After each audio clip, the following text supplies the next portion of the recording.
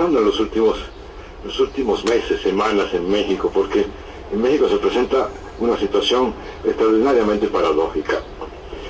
Por un lado, el gobierno de Peña Nieto y los sectores del poder económico y político están rebosantes de optimismo y se despliega simultáneamente para fortalecer esta percepción una gran campaña publicitaria.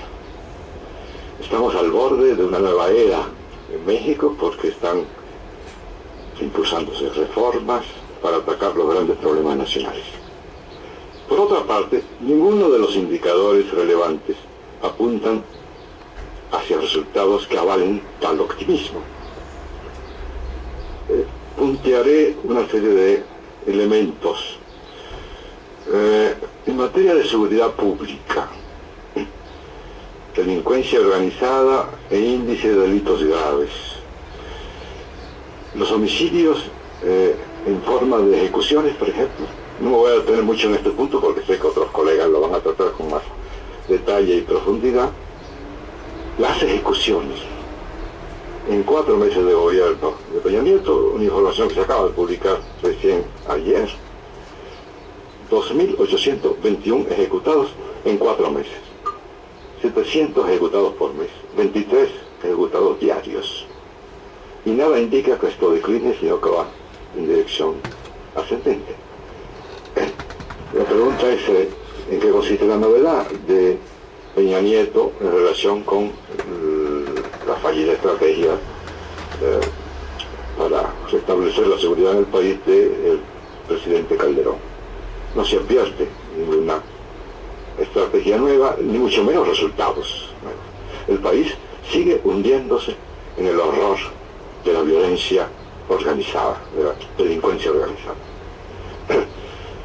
Por otro lado, ¿han mejorado las cosas para la población en materia de empleos e ingresos? Nada apunta en esa dirección tampoco. La reforma laboral, recién aprobada, determinó reducciones de derechos para los trabajadores y facilidades para los patronos en materia de contratación y despido. La oferta era que aumentarían las plazas y las oportunidades de empleo a raíz de esta reforma. No ha ocurrido absolutamente nada en esta dirección. En todo caso, se esperaría a mediano plazo el aumento, aunque sea relativamente pequeño, de empleos, pero de los empleos conocidos como empleos chatarra, para decir contrataciones por hora, sin prestaciones básicas de ningún tipo, etcétera, etcétera, y con posibilidades de despidos fulminantes sin ningún costo para los patrones. Es falso en principio que las facilidades empresariales para contratar aumenten simultáneamente la oferta de empleos. Son otros factores fundamentales lo que explican esta posibilidad, relativos a políticas públicas de fomento industrial, fomento de la producción, apoyos bancarios, crediticios, etcétera, y no este mero mecanismo de dar más facilidades al sector empresarial en detrimento del sector de los trabajadores. En realidad esto conduce a deteriorar las relaciones laborales en el país y a la larga a conflictos. Tercer punto, el sector educativo. Hoy, por cierto, Ackerman publica en La Jornada un magnífico texto sobre esto. Se esperaba que la reforma educativa, asegurada con el encarcelamiento previo de la líder magisterial, Esther Gordillo, garantizaría, pondría sobre rieles, la aplicación de los cambios en la relación laboral con los docentes, con los maestros. Pero en las últimas semanas, las movilizaciones de los maestros están descarrilando el plan original en Guerrero, Oaxaca, y vendrá Distrito Federal, Michoacán, etc. De tal manera que este proyecto, aparentemente de éxito inmediato, de aplicación sin ningún problema, está resultando difícil de aplicar, debido a la resistencia de los maestros. Y pronto seguro ocurrirá en otros lugares del país. A esto lo acompaña el deseo de privatizar, la mira de privatizar la educación que implica esta reforma. Seguramente también será desafiada en su momento. Cuarto, la reforma a las telecomunicaciones, que por lo que se ve ya no abarcó ninguno de los campos de interés social o ciudadano en esta materia.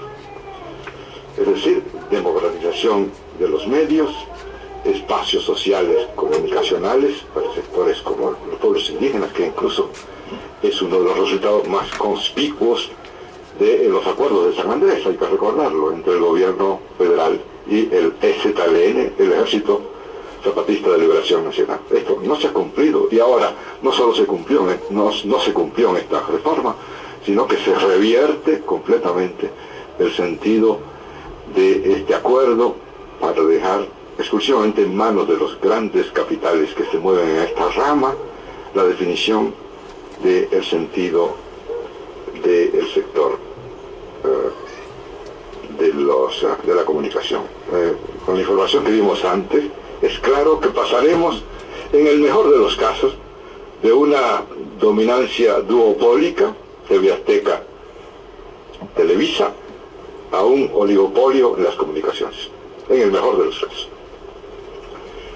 Las reformas gemelas energéticas, por un lado, de los hidrocarburos especialmente, y Pemex, y por otra, la reforma sendiaria o financiera, puesto que una está vinculada con la otra y depende de la otra, es decir, una reforma energética en el sentido planteado tendría necesariamente que implicar una reforma financiera hacendaria para cubrir el hueco que dejaría cerca del 40% que se le exprime a Pemex para el presupuesto nacional del Estado mexicano. Todo indica que la intención no sería hacer que los que tienen más ingresos paguen más, particularmente las grandes corporaciones, sino irse para el consumidor, particularmente el consumidor popular, aumentando el impuesto al valor agregado a medicinas, alimentos y hasta libros que hasta ahora están exentos de este pago, lo cual castigaría a la población en lugar de castigar a los castigaría a la población y no se le exigiría el pago justo de impuestos a estos sectores. Está fuera del horizonte de cualquier optimista connotado esperar que el sistema va a proponer una reforma financiera hacendaria que afecte a estos grandes intereses monopólicos. De hecho, en México, como es sabido, de hecho no es muy sabido, porque es una información que se trata constantemente de ocultar, los grandes monopolios no solo son monopolios, lo cual ya es muy grave, sino que no pagan impuestos. Ustedes dirán, no, pagarán un poco. No pagan impuestos. Los que pagan, hay mecanismos para que el Estado se los devuelva. Es algo insólito. No creo que este sector será afectado en este proyecto. De todas maneras que por este lado también esperaríamos graves complicaciones en México. Y por último, diversas medidas legislativas, administrativas, etcétera. Tampoco voy a detenerme en esto porque hay aquí expertas especialmente, empujan al país no hacia mayor transparencia, rendición de cuentas, etcétera, en el ejercicio gubernamental, estatal en general, sino hacia una mayor opacidad y autoritarismo presidencial. ¿De dónde deriva entonces el optimismo? ¿Qué se deduce de este apretado resumen? Que no hay realmente razones ciudadanas, sociales para el optimismo. Pero sí hay razones para el optimismo si este solo atañe a una pequeña élite que ha encontrado un mecanismo finalmente, un mecanismo popular para acordar medidas a su beneficio. Ese es el papel del llamado Pacto por México. Instrumento que está sirviendo como punta de lanza para promover reformas que profundizarían el modelo socioeconómico y político del país, en lugar de transformarlo.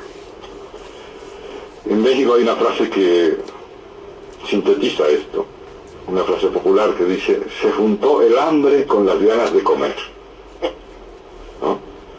El hambre de consenso de Peña Nieto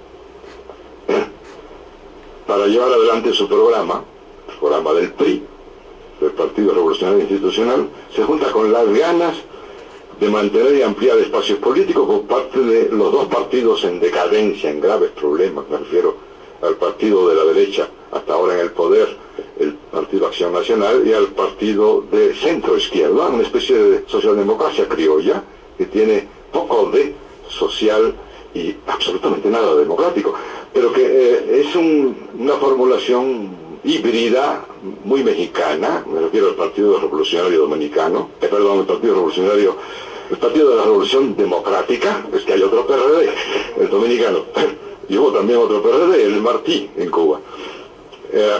Este PRD, aliado con el PAN, ha hecho este trípode con el partido, el PRI, para acordar previamente al Congreso las reformas que se plantean realizar. De tal manera que el Congreso ha pasado a ser una entelequia, una especie de oficialidad de partes, en donde se hacen menos trámites, porque la legislación se hace antes en esta especie de pequeño cenáculo compuesto por los dirigentes de los tres partidos políticos y algunos dirigentes y algunos funcionarios públicos secretariales.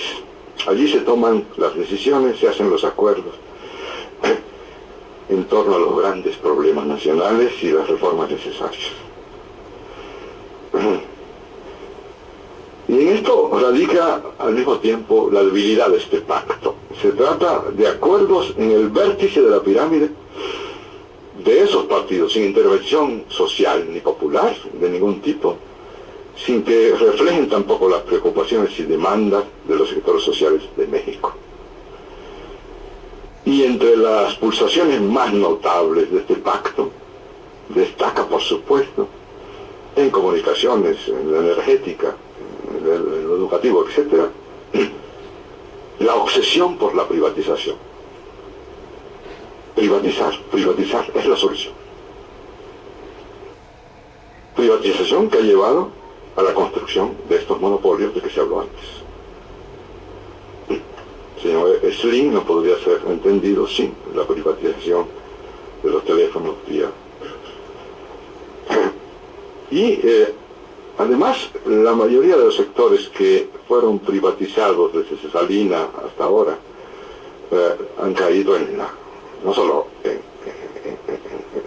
en esta forma monopólica, sino que han encarecido los servicios de que se trata, o los productos de que se trata, o han llevado al país a cargar con las quiebras sistemáticas que se han producido a raíz de estas privatizaciones. El ejemplo más claro, aparte de los bancos, es el de las carreteras.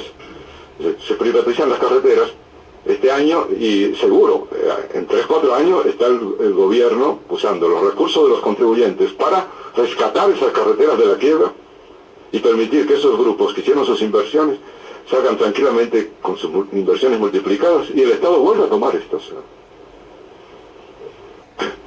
Entonces, cuando la gente oye privatización de Pemex, lo que piensa es en ferrocarriles, en teléfono, en bancos que fueron privatizados, convertidos en desastre por el sector privado y que hemos tenido que rescatar de nuevo, invirtiendo recursos públicos.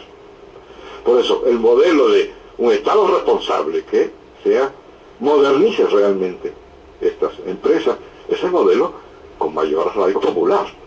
En México hay otro refrán muy bueno que dice: la mula, o la burra, o la cabra, no era arisca, fueron los palos la que lo volvieron así, ¿verdad?